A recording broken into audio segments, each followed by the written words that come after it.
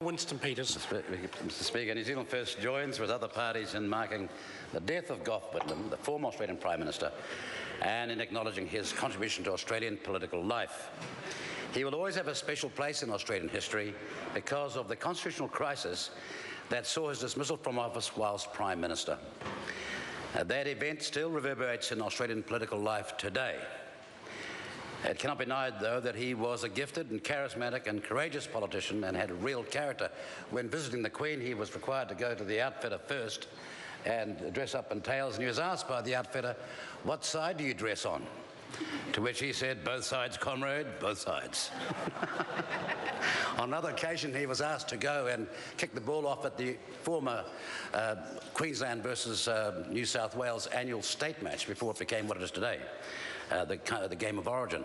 But he was up there, and of course that time Bilky Peterson was the premier, and Gough was extremely hostilely received. There was booing from the time he walked out into the middle of the paddock and kicked the ball off all the way back to the stand, whereupon he turned around to the chairman of the Rugby League Union in Queensland and said, "Don't you ever ask me back again. You are so unpopular."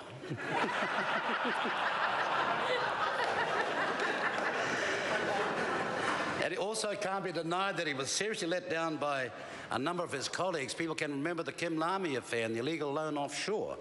And also one of his ministers, I won't name, because he went AWOL and virtually seemingly went bush. But he, as other colleagues have said, was extremely far-sighted, made many progressive changes that still benefit the Australian people.